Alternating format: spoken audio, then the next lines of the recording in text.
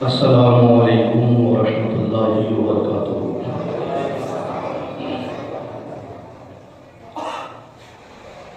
الحمد للہ الذی وکفى وسلام علی عبادہ الذین اصطفى، اما بعد فاعوذ باللہ من الشیطان الرجیم، بفضلک بسم اللہ الرحمن الرحیم، تبارک الذی بیدہ الملک وهو علی کل شیء قدیر،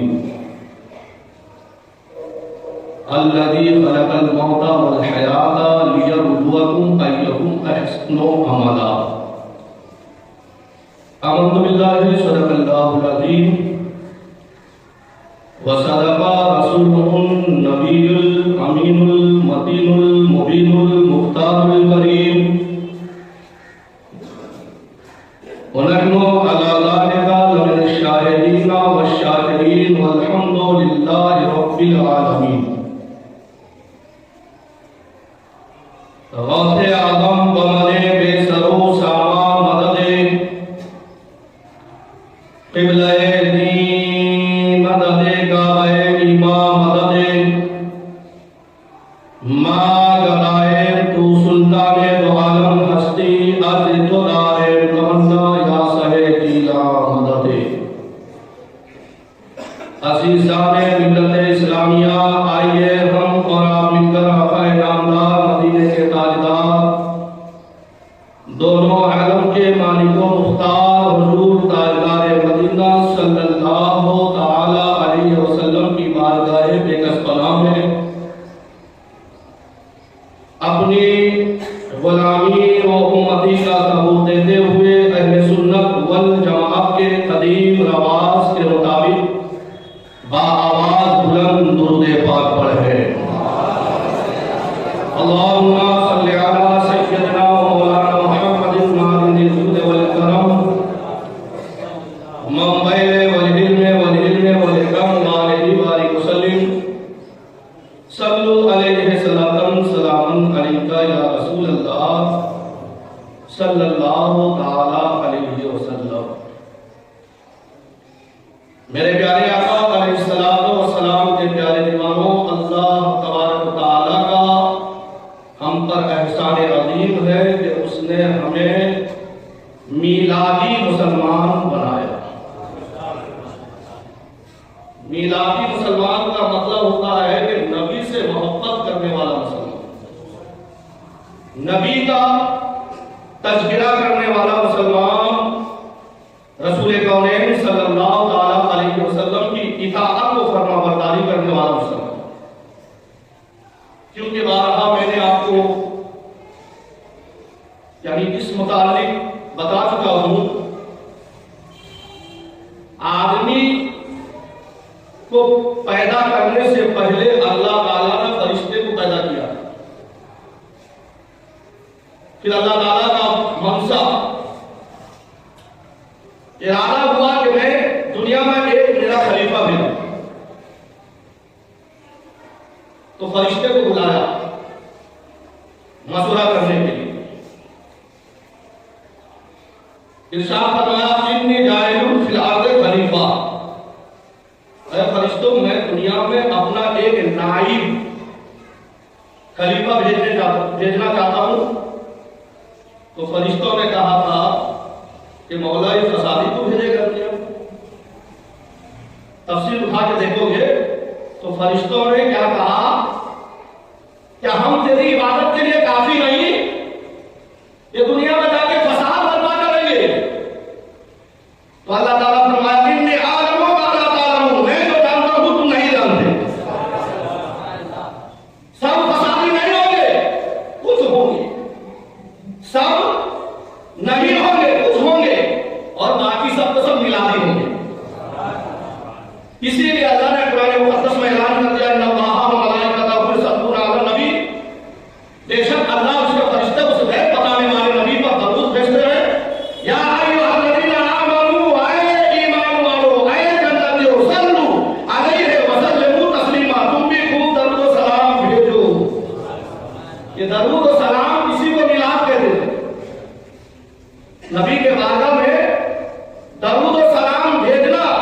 किसी का नाम याद है। अब आप एक सवाल कर दो, मौलाना साहब दरूद भेजने से, सलाम भेजने से हमें मिलेगा क्या? तो अब मैं बताता हूं कि दरूद पढ़ने से सवाब मिलता है, दरूद पढ़ने से सवाब मिलता है, सलाम करने से जवाब मिलता है। सलाम करने से, अब जाहिर बात है कि हमने रसूल पाक सल्लल्लाहु अलैहि वसल्लम के बारगाह में पढ़ा कि काबा के मजरूब वजह तुम पे करोड़ों दुरूद, करोड़ों दुरूद। मेरे नबी फरमाते हैं कि जो मुझ पर एक मर्तबा दरूद पढ़ेगा अल्लाह उससे इतना खुश हो जाएगा कि उसके 10 गुनाहों को माफ कर देगा। तो अब करोड़ मर्तबा जो दरूद पढ़े तो फिर उसके मर्तबा का अंदाजा कोई लगा नहीं सकता। फिर उसके बाद में नबी के बारगाह में हमें पेश किया मुस्तफा जाने रहे मक्केला खौसला। सलाम करना फर्ज है कि वाजिब है? नहीं जानते हो तो जान लेना। सलाम करना सुन्नत, जवाब देना वाजिब।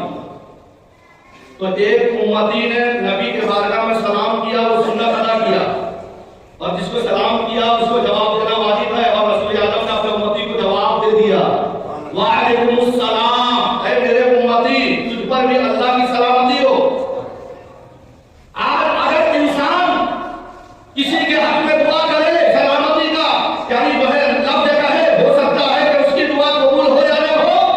अरे जिसके सदक़े में पूरी कायनात को अल्लाह ने पैदा किया है, वो मुस्तफा जाने रहमत अगर अपने उम्मती को कहे तुझ पर भी अल्लाह की सलामती हो, तो अब यहाँ पर कोई देखा नहीं जाएगा कि ये सलाम करने वाला गुनहगार था, किसी आकार था कि बदकार था, बल्कि देखा जाएगा कि जवाब देने वाला कौन है, जवाब देने वाला कौन है। तो जब जवाब देने वाले मुस्तफा जाने रहमत है तो उस सलाम करने वाले की तकदीर जवाब होती है। इसीलिए तो मैं कहता हूँ कि दरूद पढ़ने से सवाब मिलता है, सलाम करने से जवाब मिलता है। इसीलिए कि उसी पे मेहरबान अपने गफूर होता है कि जिसके दिल में इसके हुजूर होता है। ऐ आशिक़ रसूल दरूद पढ़ो, दरूद पढ़ने से दिल में नूर होता है। एक मरतबा मोहब्बत के साथ दरूद पाक पढ़ लीजिए। सल्ले अला सय्यिदना मौलाना मुहम्मद वल करम अलैहि वसल्लम। सलाम सलाम अलैका या रसूल अल्लाह सल्लल्लाहु तआला अलैहि वसल्लम। अभी अभी खुतबा मसनूना के बाद कुरान करीम की बहुत ही मशहूर और मारूफ आयत करीमा का तिलावत का सर्फ हासिल किया। अल्लाह तबारक तआला के बारगाह में दुआ है कि अल्लाह ताला मुझे इस आयत के मुताबिक हक कहने, आप लोगों को हक सुनकर आपको और हमें अमल की तौफीक अता फरमाए। ये वो सूरह मुबारका का टुकड़ा मैंने पढ़ा है जो लोग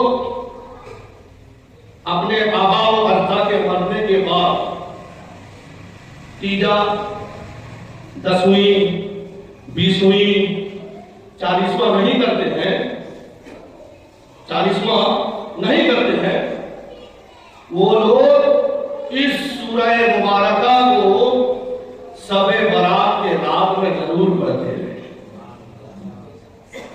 जिसको सूरह मुल्क कहा जाता है। 29 पारा की पहली आयत करीमा है, पहली आयत। पढ़ते हैं कि नहीं पढ़ते हो? सबे बरात में जब कब्र में जाते हैं तबारक पढ़ते कि नहीं पढ़ते? वो पढ़ते हैं मजबूर होकर, हम पढ़ते हैं मसरूर होकर। मजबूरी के नाम पर अगर हराम खा लिया जाए तो ऐसा खाना किस मतलब का है? मैंने ये वाकया कि हराम खाने के मुताबिक मैंने बताया था, लेकिन अभी इसका माना और मफहूम में बताता हूं। अल्लाह ताला क्या फरमाता है कि तबारकल्लज़ी बियदिहिल मुल्क व हुवा अला कुल्लि शैइन कदीर, जिसका तर्जुमा यह है कि बड़ा बुजुर्ग है वो, बड़ा बुजुर्ग है वो जिसके मिल्कियत में पूरी कायनात है, तमाम मुल्क का मालिक है और वह हर चीज पर कादिर भी है। वो हुआ अला कुल्लि शैइन कदीर, कुदरत रखने वाला। अल्लज़ी खलक़ल मौता वल हयाता लियब्लुवकुम अय्युकुम अहसनु अमला, उसने हयात और मौत यानी मौत और जिंदगी इस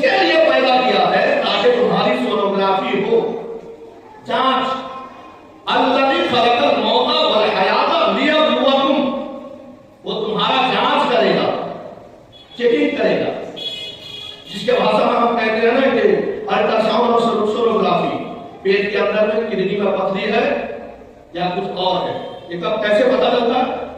سونوگرافی کرنے سے پتا چلتا ہے۔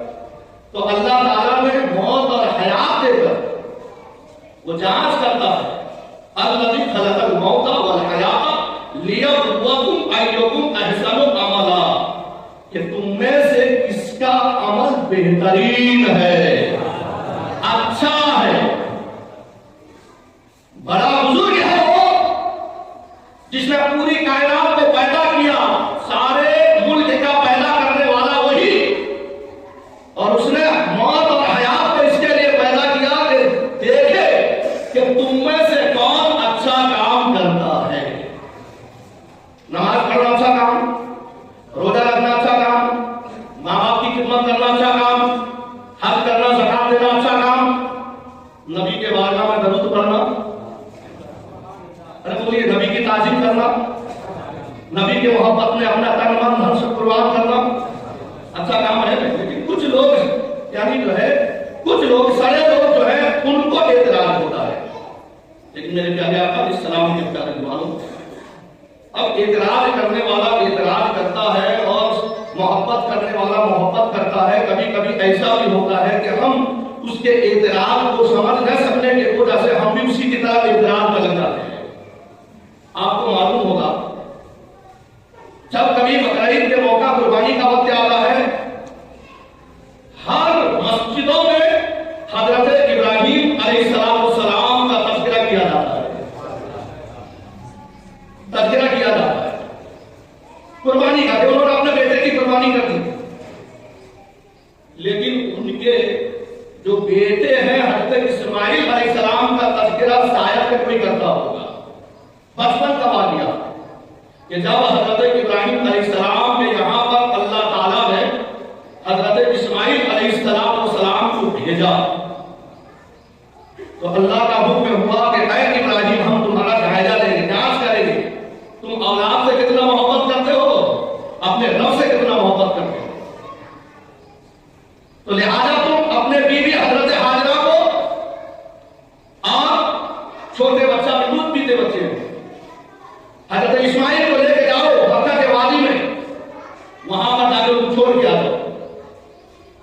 حضرت ابراہیم علیہ السلام نے حضرت حاجرہ کو لیا، بچے کو لیا، تھوڑا سا تھیلی کے اندر میں کھجور لے لیا، پانی کا مسکیرہ لیا، لے کے چلے، چلتے چلتے چلتے چلتے جہاں آج خانہ کعبہ کے قریب میں جو آب زمزم ہے اسی جگہ پر لے کے چھوڑ دیا۔ اس وقت کوئی شہر آباد نہیں تھا، پہاڑی ہی پہاڑی، کوئی انسانی یعنی کا اثر و صورت میں وہاں نظر نہیں آتا، چھوڑ دیے، رات بھر وہاں پہ رہے، اللہ کا عبادت کی، صبح میں سحری کیا، اب چلے تو حضرت حاجرہ رضی اللہ تعالیٰ عنہ ارشاد فرماتی ہیں، آپ یہ کہتے ہیں سرکار کیا معاملہ ہے کہ جنگل اور بیابان پہاڑی کے اندر ایک چھوٹے بچے کو اور ایک عورت کو یہاں چھوڑ کے جا رہے ہو؟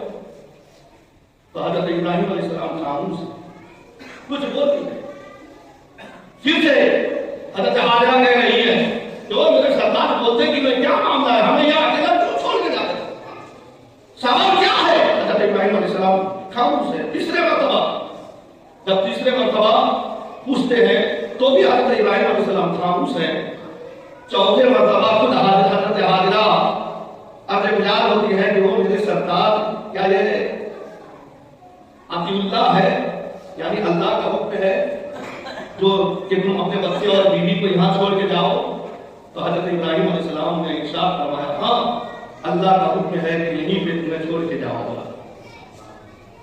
تو حضرت حاجرہ کہتے ہیں کہ آپ جاؤ، بالکل میں روکوں گی نہیں، اگر اللہ کا حکم ہے ایک آپ کے لیے بھی آپ یہاں پر نہ رکیں، آپ عطی اللہ اللہ کے کتاب میں کامیاب ہو جائیں اور ہم بھی اللہ کے کتاب میں کامیاب ہو جائیں گے، آپ جاؤ، ہم اللہ کے اوپر توکل کرتے اس چھوٹے سے بچے کو اسی شہرہ میں ہم یعنی جو ہے اپنا گزر بسر کریں گے، جب اللہ کا حکم ہوگا تب آگے ہمیں لے کے چلے جانا۔ سبحان اللہ، تاریخ گواہ ہے پیارے کہ جب کچھ دن کے بعد وہ کھجور ختم ہو گیا، مسکیرہ سے پانی ختم ہو گیا، اب آزمائش شروع ہو گئی،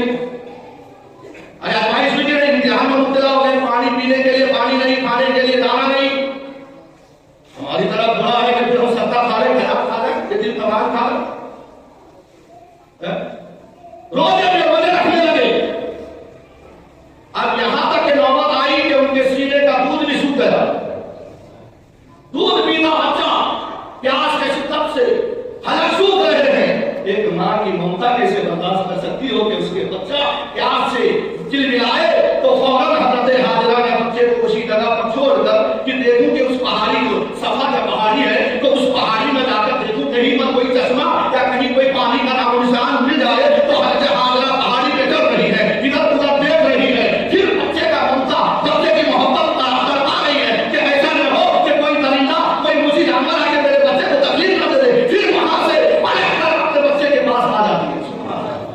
اسی طریقے سے ایک بار نہیں, دو بار نہیں, 6 مرتبہ پہاڑی پر گئے ہیں, 6 مرتبہ تعاقب کر رہے ہیں. تو پھر انہوں نے سوچا کہ چلو اب کی بات جو ہے یعنی جا کے میرے سینے سے چوٹاؤں, ہو سکتا ہے کہ میرا دودھ نظر سب سے دکھا اگر میرے سینے سے چوٹ کر اگر دودھ نوش کرے گا قطرہ جو قطرہ یعنی دودھ طبق پڑے جس کے سبب اس کے سوکھا ہوا حلق جو ہے تر ہو جائے. تو اب 7ویں بار جب وہاں سے واپس آ رہی ہے تو کیا دیکھتے ہیں کہ وہاں کا منظر کچھ الگ تھا. وہاں پر حضرت ابراہیم علیہ السلام کے صاحبزادے حضرت اسماعیل نے ایک لگا کر زمین سے ایک چشمے کا فوارہ نکال دیا. فوارہ ایک پانی کا فوارہ وہاں سے نکل رہا ہے. اب وہ پانی کا فوارہ ایسا اپنے جسم پہ نار کر رہا ہے, وہ جو ہے چاہتا ہے کہ چند منٹ کے اندر میں پوری دنیا میں پھیل جاؤں. جب حضرت حاجرہ رضی اللہ تعالیٰ عنہا نے دیکھا کہ یہ پانی کو اگر روکا نہیں جائے, یہ پانی ایسا نہ ہو کہ پوری دنیا میں پھیل کر یعنی کسی کو فائدہ بھی پہنچا سکتا ہے اور اس سے کوئی ہلاک بھی ہو سکتا ہے. تو اسی وقت حضرت حاجرہ کے زبان سے نکلا زمزم, آگے زمزم. آپ کہتے ہیں فارسی میں پانی کو اور زمزم کہتے ہیں ٹھہرنے کو. تو اسی وقت وہ فوارہ مارتا ہوا یعنی چشمہ جو ہے رک گیا, جم گیا, وہ پانی وہیں جم گیا.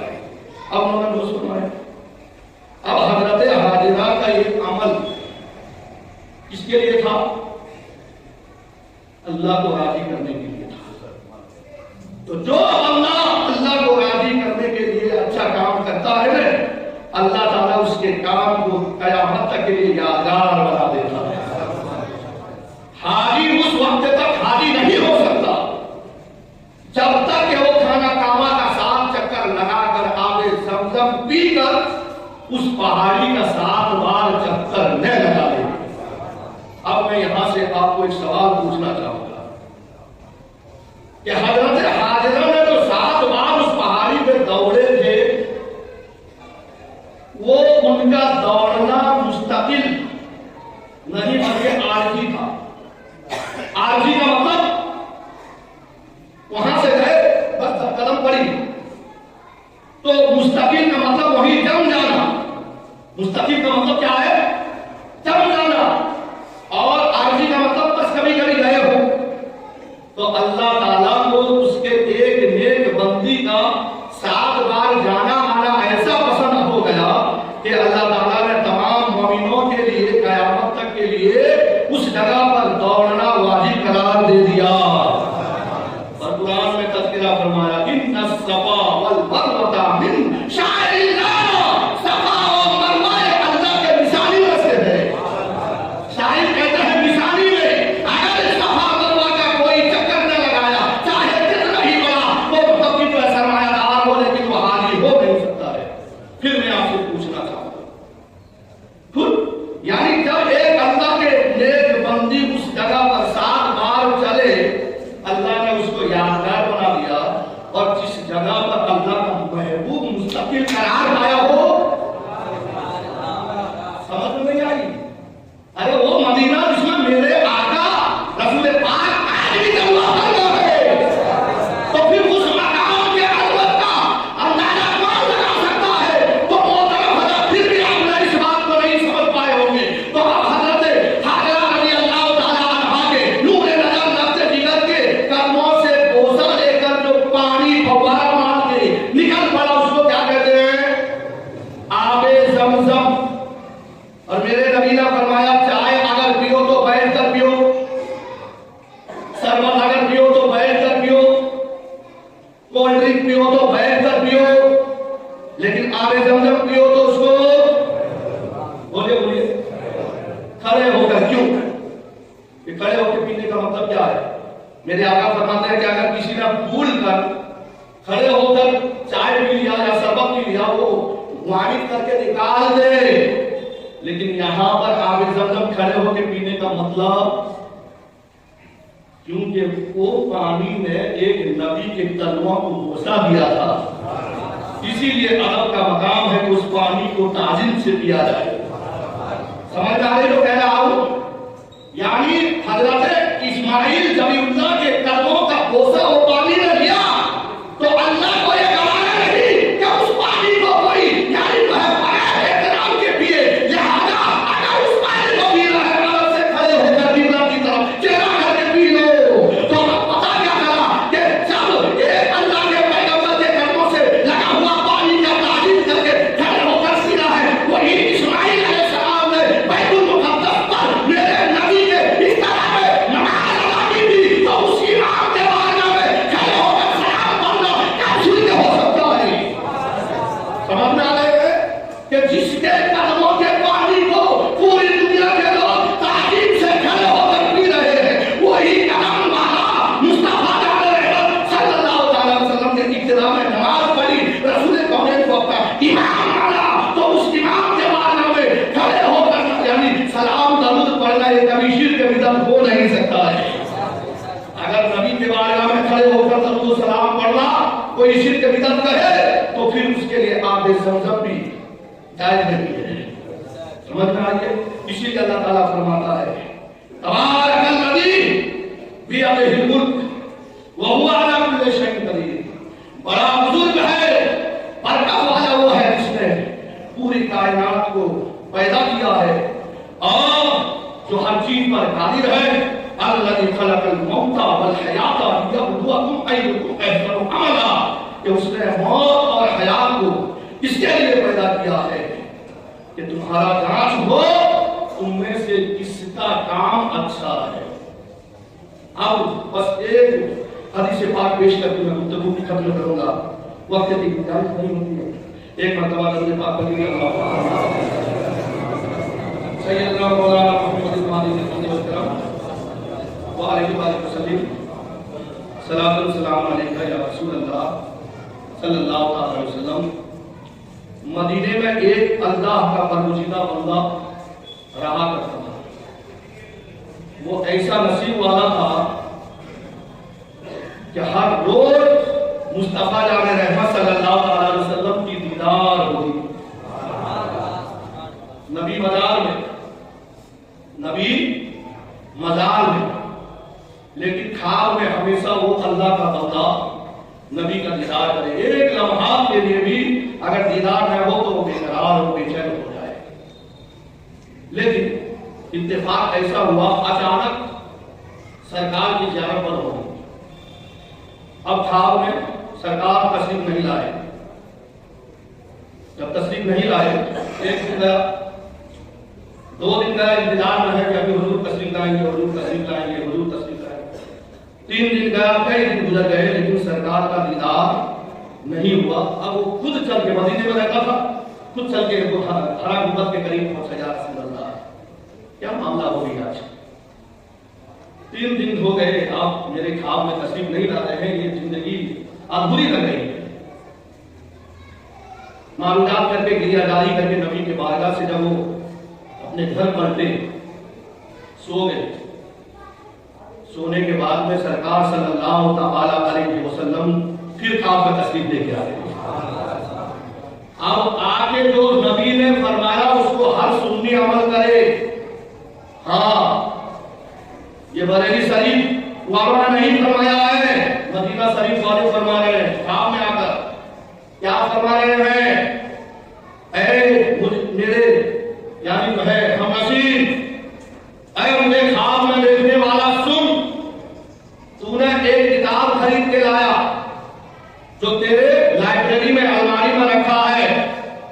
اس کتاب کے اندر میں میرا ایک دوست، میرا ایک عاشق، میرا ایک چاہنے والا یوسف بن اسماعیل، یوسف بن اسماعیل نبہانی، سبحان اللہ، وہ عاشق کا نام کیا ہے؟